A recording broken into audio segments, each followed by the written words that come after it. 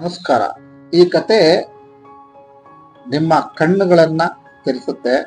ಗಮನ ಇಟ್ಟು ಕೇಳಿ. ಒಂದು ಹಳ್ಳಿನಲ್ಲಿ ಭೀಮ್ ರಾವ್ ಅಂತಕ್ಕಂಥ ಒಬ್ಬ ವ್ಯಕ್ತಿ ಇರ್ತಾನೆ, ಶ್ರೀಮಂತ.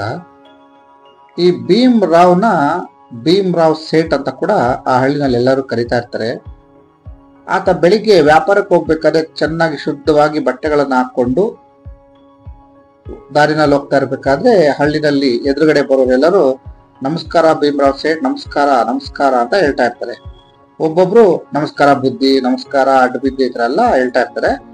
ಆತ ಆಯ್ತು ಮನೆಗೆ ಹೋಗಿ ಹೇಳ್ತೀನಿ, ಆಯ್ತು ಮನೇಲಿ ತಿಳಿಸ್ತೀನಿ, ಆಯ್ತು ಮನೆಗೆ ಹೋದ್ಮೇಲೆ ಹೇಳ್ತೀನಿ ಅಂತ ಹೇಳ್ಕೊಂಡು ಮನಸ್ಸಲ್ಲಿ ಹೋಗ್ತಾ ಇರ್ತಾನೆ. ಪ್ರತಿದಿನ ಈ ಹಳ್ಳಿಯಲ್ಲಿ ಇದೊಂದು ಪರಿಪಾಠ. ಬೆಳಿಗ್ಗೆ ಎದ್ದೊಳ್ತಾರೆ, ಶುದ್ಧವಾದ ಬಟ್ಟೆ ಹಾಕೊಂಡು ವ್ಯಾಪಾರಕ್ಕೆ ಹೋಗ್ತಾ ಇರ್ತಾನೆ. ದಾರಿನಲ್ಲಿ ಸಿಕ್ಕವರೆಲ್ಲ ನಮಸ್ಕಾರ ಮಾಡ್ತಾರೆ, ಆಯ್ತು ತಿಳಿಸ್ತೀನಿ ಮನೆಗೆ ಹೋಗಿ ತಿಳಿಸ್ತೀನಿ ಅಂತ ಹೇಳ್ಬಿಟ್ಟು ಹೋಗ್ತಾ ಇರ್ತಾನೆ. ಆದ್ರೆ ಯಾರು ಈ ವಿಷಯವಾಗಿ ತಲೆನ ಕೆಡ್ಸ್ಕೊಂಡಿರಲ್ಲ. ಆದ್ರೆ ಒಬ್ಬ ಏನು ನಾವು ನಮಸ್ಕಾರ ಮಾಡಿದ್ರೆ ಮನೇಲಿ ಹೋಗಿ ತಿಳಿಸ್ತೀನಿ ಅಂತಾನಲ್ಲ, ಯಾರು ಹೇಳ್ತದೆ ಅಂತ ಹೇಳಿ ವಾಪಸ್ ವ್ಯಾಪಾರ ಮುಗಿಸ್ಕೊಂಡು ಭೀಮ್ರಾವ್ ನಡ್ತಾ ಇರ್ಬೇಕು. ಮನೆಗೆ ವಾಪಸ್ ಬರ್ತಾ ಇರ್ಬೇಕಾದ್ರೆ ಕೇಳಿಬಿಡೋಣ ಇವತ್ತು ಅಂತೇಳಿ ಕ್ಯೂರಿಯಾಸಿಟಿಯಿಂದ ಕೇಳ್ತಾನೆ. ಭೀಮರಾವ್ ಸೇಠ್, ನೀವು ಮನೆಗೆ ಹೋಗ್ಬೇಕಾದ್ರೆ ಯಾರಾದ್ರೂ ನಿಮ್ಗೆ ನಮಸ್ಕಾರ ಅಂತ ಹೇಳಿದ್ರೆ ಮನೇಲಿ ತಿಳಿಸ್ತೀನಿ ಅಂತ ಹೇಳ್ತಿರಲ್ಲ, ಯಾರಿಗೆ ತಿಳಿಸ್ತೀರಿ, ಯಾರಿಗೆ ಹೇಳ್ತೀರಿ ಅಂತ ಕೇಳ್ತಾನೆ. ಆಗ ಭೀಮರಾವ್ ಸೇಠ್ ಹೇಳ್ತಾನೆ, ನೋಡಪ್ಪ, ನಾನು ಮೊದಲಿನಿಂದಲೂ ಸಾಹುಕಾರ ಅಲ್ಲ, ಇತ್ತೀಚೆಗೆ ಸಾಹುಕಾರ ಆಗಿದ್ದೀನಿ.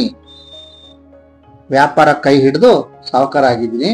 ಈ ಜನ ಏನು ನನಗೆ ನಮಸ್ಕಾರ ಬುದ್ಧಿ, ಗುಡ್ ಮಾರ್ನಿಂಗ್ ಇದೆಲ್ಲ ಹೇಳ್ತಾರಲ್ಲ, ಅದು ನನಗೆ ಹೇಳಲ್ಲ. ನಾನು ಸಂಪಾದಿಸ್ತಕ್ಕಂಥ ಲಕ್ಷ್ಮಿ ಸಂಪತ್ತು, ಅದಕ್ಕೆ ಕೊಡುವಂತ ಗೌರವ ಇವರು. ಅದನ್ನ ನಾನು ತಗೊಳ್ಳೋದು ಎಷ್ಟರ ಮಟ್ಟಿಗೆ ನ್ಯಾಯ? ಅದಕ್ಕೆ ನಾನೇನ್ ಹೇಳ್ತೀನಿ ಅಂದ್ರೆ, ಯಾರಾದ್ರೂ ನನಗೆ ನಮಸ್ಕಾರ ಸೇಟು ಅಂದ್ರೆ ಮನೆಗೆ ಹೋಗಿ ಹೇಳ್ತಿರತ್ತೆ, ಯಾರಿಗೆ ಹೇಳ್ತೀನಿ ಅಂದ್ರೆ ಅಲ್ಲಿ ನನಗೆ ವರವಾಗಿ ಕೊಟ್ಟಿರ್ತಕ್ಕಂಥ ಲಕ್ಷ್ಮೀ ದೇವಿಗೆ ಹೋಗಿ ರಿಪೋರ್ಟ್ ಕೊಡ್ತೀನಿ. ಇವತ್ತು ದಾರಿನಲ್ಲಿ ರಾಮ ಸಿಗ್ದ, ಗುಡ್ ಮಾರ್ನಿಂಗ್ ಹೇಳ್ದ, ಲಕ್ಷ್ಮಣ ಸಿಗ್ದ, ನಮಸ್ಕಾರ ಬುದ್ಧಿ ಅಂತ ಹೇಳ್ದ. ಈ ಗೌರವ ನನಗೆ ಕೊಡ್ತಾ ಇರೋದಲ್ಲ, ಇದು ನಿಮಗೆ ಸಲ್ಬೇಕಾಗಿರೋದು ಅಂತ ಹೇಳ್ತಾನೆ. ಮಾರಲ್ ಆಫ್ ದಿ ಸ್ಟೋರಿ ಏನು ಅಂತ ಹೇಳಿದ್ರೆ, ನಾವು ತುಂಬಾ ಓದಿದೀವಿ, ಅದಕ್ಕೋಸ್ಕರ ನಮಗೆ ಗೌರವ ಕೊಡ್ತಾ ಇದ್ದಾರೆ.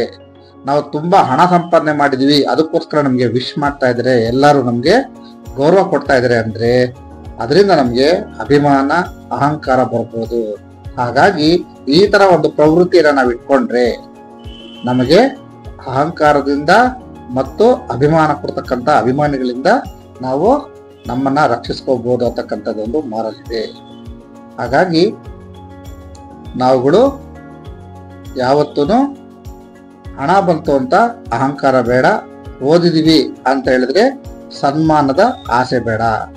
ಸೊ ಸನ್ಮಾನ ಆಗ್ತಕ್ಕಂಥದ್ದು ಸರಸ್ವತಿ ದೇವಿಗೆ ಗೌರವ ಕೊಡೋದು ಲಕ್ಷ್ಮಿಗೆ. ಈ ಪ್ರಪಂಚದಲ್ಲಿ ಗೌರವ ಅಂತ ಕೊಡೋದು ನನಗೆ ತಿಳಿದ ಮಟ್ಟಿಗೆ ಲಕ್ಷ್ಮೀ ದೇವಿಗೆ ಮಾತ್ರ.